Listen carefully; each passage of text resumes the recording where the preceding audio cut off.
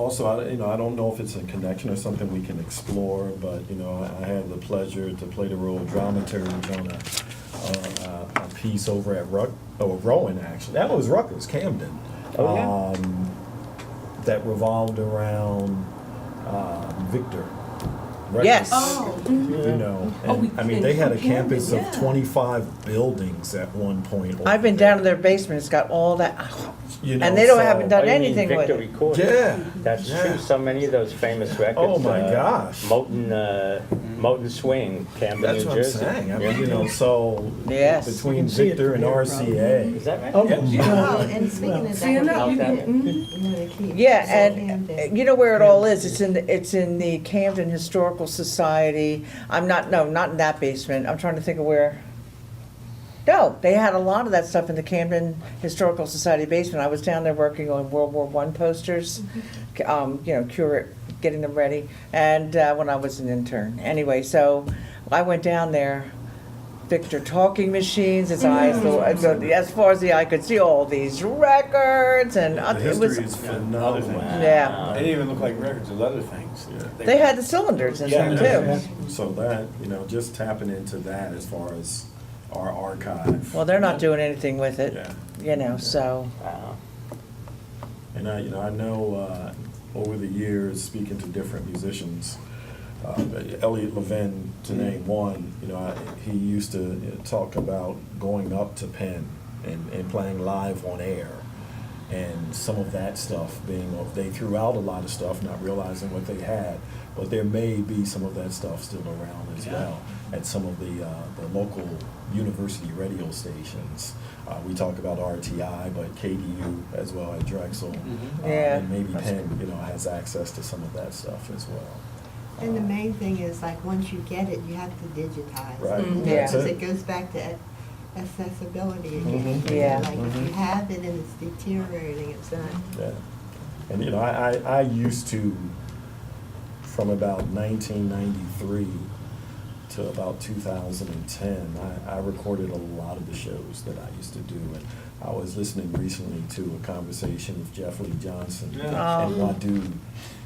So a lot of that stuff I have on cassette. Oh, okay. But I always look away from it because, with cassettes, you can't just rip like you can a I CD. know, You that's- have to go through it. It's time. Yeah. It's very tedious, but I do have some Okay. of that stuff that eventually I'll make my way to. Now, Michael, do you still have, because I know a lot of people don't have their albums anymore, but speaking of what Jermaine was talking about with the social, political thing, if you look at all the local albums that came out of here in the liner notes, you're gonna find a lot of political stuff right on the back. I know Catalyst did when they. Oh, yeah. Yeah, I still have a lot of vinyl, but Yeah. again, going back to fans and audience, I mean, over the years, folks attend concerts, they get albums signed, autographed, and what have you.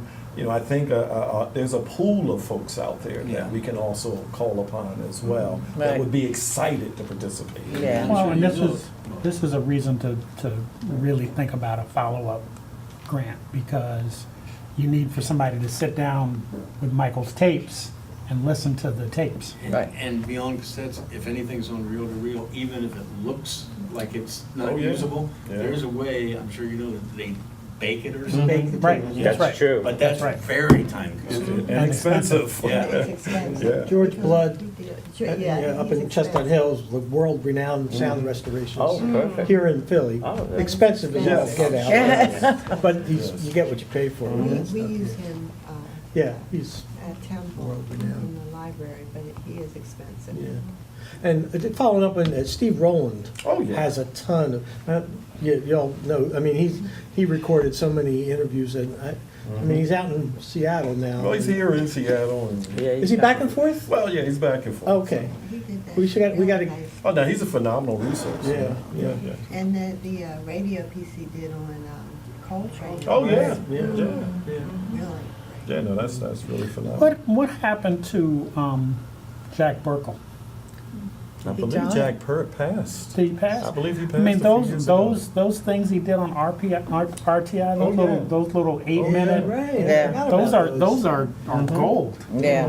I forgot about those. Did RTI save any of that? I would have to investigate. Again, I can talk to Tobias about it. He Yeah. would be my guy to talk to, but One thing you might want to do is put a call out to the community, because people did tape that's what I'm Yeah. saying. audio tapes, you know, they might have the audio Mhm. tapes of interviews Mhm. also Yeah. in their possession. Yeah, Bootleg recording. Oh, yeah. Yeah. I'm trying to think, brother that passed away recently, Carter Walls. I mean, every week he taped my show because he couldn't listen while it was actually on the air. So Right. he would record the shows and listen to them later. Mm. And I know there's other folks that do that. And if they do it with me, they do it with other shows. Absolutely. You know, not just at RTI, but, you know. Right. So, you know, I think that, again, that call to the community to you know, incite activity with the Yeah. fans and It's a good word. audience. And you never know, because I've heard bootlegs of, you can tell the guy, you know, like a live broadcast, somebody is taping it at home off their radio, you know? I mean, there's all kinds of stuff like that floating around, let alone the people that were sneaking stuff into clubs. I got a Miles Quintet thing from, what's the joint they used to play in Brooklyn? When Oh, the coronet? yeah. Yeah. And Jack DeJohnette is playing so loud that, you know, the waitress is yelling and the customers to try to order drinks are having to yell so loud because the band is so loud. That's terrible. Oh, yeah, that's priceless. Absolutely. And there are, you know, there's a few guys that I used to collectively refer to as the lone gunmen, tribute to the X-Files. Yeah.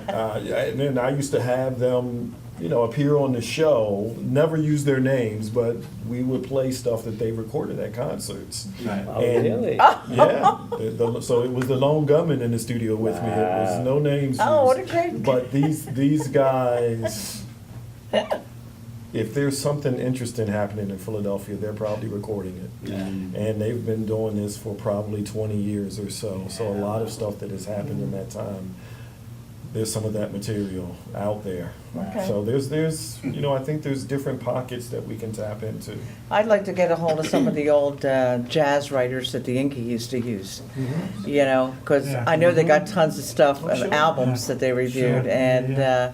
and we could also include jazz criticism of Philly people as part of the site, and do you know, historiography of all that Yeah, particular. you should. I mean, as much as we Did a lot of good. performers, I'm not, you know, we hate the critics, but still, we know them all, and we know they're passionate. I mean, Francis Davis, an Yeah. old-time Philadelphia Yes. critic, Yes. he's passionate about the music. Yes, he is. Yes. And he did say about one album where I'm a side person, he said, of all the people on the album, mine is the music that sticks to the roof of your mouth. Good thing or a bad thing? I know. I wrote to him, I said, was it the smooth kind or the crunchy kind? I don't know what kind of peanut butter I'm tasting like, but he wouldn't answer me. It's a mention. What's It's a that? mention. It's a mention. But it's a mention. And he was saying he liked it. He was Yeah. saying it stays with you, but he just had a funny way of saying it. Well,